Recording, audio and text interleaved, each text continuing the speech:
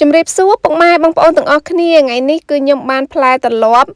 ចតយកមកធ្វើដំណាប់ទៀតហើយអ្នកទាំងអស់គ្នាយាយគាត់ផ្ញើមកឲ្យចាហើយផ្លែត្រឡប់នេះគឺធំមែនតើអ្នកទាំងអស់គ្នាអើយចាហើយពណ៌វាគឺនៅបៃតងតែម្ដង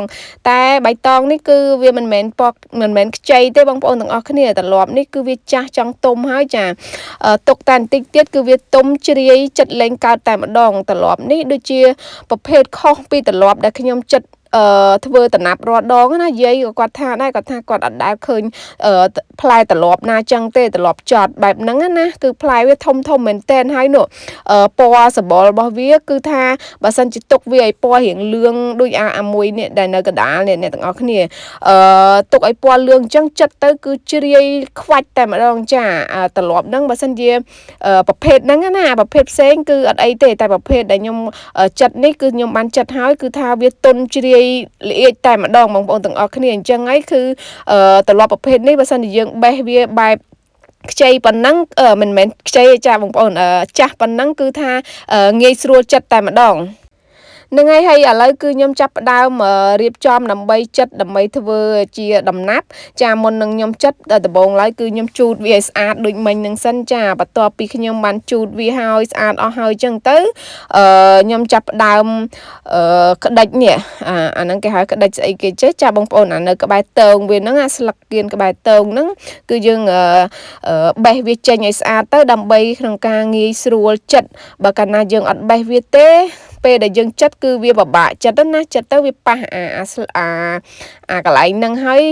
វាចិត្តអត់ស្អាតទៀតបងប្អូនចិត្តអត់ស្អាតដល់លើទេអញ្ចឹងមុននឹងយើងចិត្តវាគឺយើងបេះវាឲ្យស្អាតចឹងសិនទៅបាន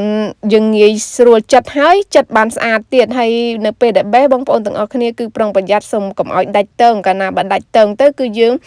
អត់យើងអត់អាចធ្វើវាពិបាកក្នុងការនេះណាក្នុងការហាលដោយសារតែអត់មានតើងសម្រាប់ហាលអញ្ចឹងណាអញ្ចឹងគឺខ្ញុំបេះមកកាណូហ្នឹងគឺថាអត់មានដាច់តើងទេបងប្អូនគឺបេះវាដោយមានការប្រុងប្រយ័ត្នអញ្ចឹងណាហើយចំពោះនៅពេលដែលខ្ញុំបេះវាអញ្ចឹងស្អាតអស់ហើយអញ្ចឹងគឺខ្ញុំចាប់ផ្ដើមចិត្តហើយចំពោះការចិត្តផងដែរគឺបងប្អូនទាំងអស់គ្នាគួរតែចិត្តអាក្បាលខាងលើជុំវិញឲ្យអស់សិនអញ្ចឹងទៅបន្ទាប់មកចាំយើងចិត្តប្រឈើវាបងប្អូនបើយើងចិត្តវាប្រឈើតែម្ដងគឺពិបាកចិត្តចាហើយត្រូវអាកបិតខ្ញុំនេះវាអត់សូវមុតទៀតបងប្អូនទាំងអស់គ្នាគឺថាចិត្តអត់កើតតែម្ដងអញ្ចឹងមុននឹងខ្ញុំចិត្តគឺខ្ញុំយកកបិតផ្សេងចិត្តឆ្កៀក្បាលខាងលើសិនទៅហើយបន្ទាប់មកចាំយើងចិត្តប្រឈើគឺងាយស្រួលផងដែរចាហើយជាក់ផងដែរផ្លែត្រឡប់នេះគឺថាវារឹងនិយាយទៅសបកវារឹងមែនតើណាបងប្អូនចានេះអ្នកទាំងអស់គ្នាហើយសាច់វាខាងក្នុងគឺខ្មៅមួយកណាត់លឿងមួយកណាត់អីចឹងទៅវាប្លែកមែនតើអញ្ចឹងហើយបាននិយាយគាត់ថាគាត់ដែរឃើញត្រឡប់ណាចឹងទេគាត់ថានៅពេលដែលខ្ញុំចិត្តទៅខ្ញុំដឹងតែភ្ញាក់ផ្អើលតែម្ដងនៅសាច់ខាងក្នុងណានេះដូចបងប្អូនទាំងអស់គ្នានេះឃើញខ្ញុំបង្ហាញគឺមុននឹងខ្ញុំចិត្តគឺខ្ញុំឆ្កៀលក្បាលខាងលើជុំវិញនឹងសិនទៅហើយចាំយើងចិត្តជាប្រឈើបើត្រឡប់ផ្សេងគឺខ្ញុំអាចចិត្ត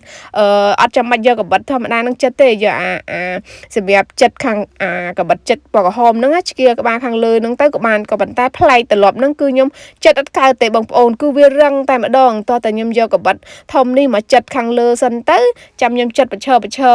ចឹងបែបហ្នឹងទៀតទៅគឺបានចិត្តបានបើចឹងទេគឺចិត្តអត់កើតតែម្ដងគឺវារឹងហើយចំពោះការចិត្តនេះផងដែរក៏បងប្អូនទាំងអស់គ្នាគឺយើងត្រូវតែប្រុងប្រយ័ត្នផងដែរចំពោះការដើម្បីកុំឲ្យវាដាច់តើងណាកាលណាបើដាច់តើងទៅដូចខ្ញុំនិយាយចឹងយើងអត់មានស្អីចងដើម្បីដាក់ហាលទេបើចងអត់បានចងដាក់ហាលវាអត់ស្ងួតហាលកញ្ច្រែងអីគឺអត់កើតទេមានតែចោលតែម្ដងចាហើយចំពោះការចិត្តនេះផងដែរគឺខ្ញុំចិត្តបានដាច់តើងអស់មួយដែរដោយសារតែវារៀងទុំបងប្អូនដូចខ្ញុំនិយាយយើងត្រឡប់ហ្នឹងមើលទៅពណ៌បៃតងទេចារៀងពណ៌រៀងលឿងតិចហ្នឹងគឺវាទុំតែម្ដងហើយវាឡើងជ្រាយពិបាកចិត្តតែម្ដងបើត្រឡប់ផ្សេងអត់ទេពណ៌ឡើងលឿងក៏ប៉ុន្តែចិត្តទៅសាច់វាឡើងរឹងល្អហើយងាយស្រួលចិត្តទៀតសបកវាក៏អ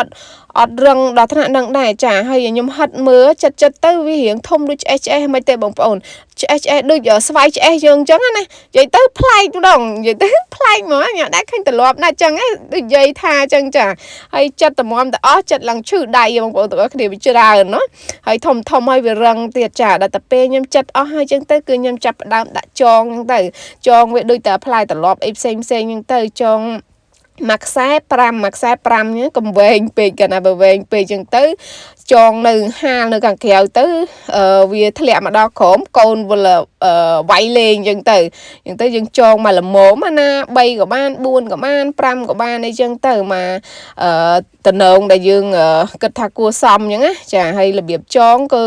ខ្ញុំចងបែបនេះឯងបងប្អូនទាំងអស់គ្នាចងអាម៉េចក៏បានដែរធ្វើម៉េចកុំឲ្យតែវាជ្រុះទៅហើយកុំឲ្យវាជាប់គ្នាយើងចងវាឲ្យរៀងឃ្លាតគ្នាតិចទៅដើម្បីកុំឲ្យផ្លែត្រឡប់យើងប៉ះគ្នាកាលណាវាប៉ះគ្នាយើងហាលអត់ស្ងួតអាកន្លែងដែលវាប៉ះគ្នាហ្នឹងគឺ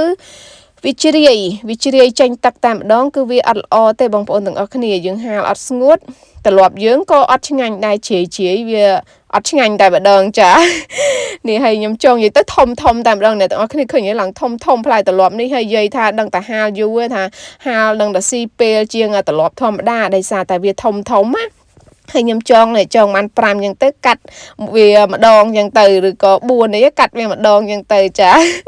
នេះចងបានឡើងល្អតែម្ដងនិយាយទៅឃើញតំណងណាអ្នកទាំងអស់គ្នាចងហើយយើងចង់តែញ៉ាំឯងក៏ប៉ុន្តែញ៉ាំអត់កើតទេគឺចត់តែម្ដងចាហើយនេះគឺខ្ញុំចងដាក់ហាលហើយអត់ត្រឡប់ដែលខ្ញុំ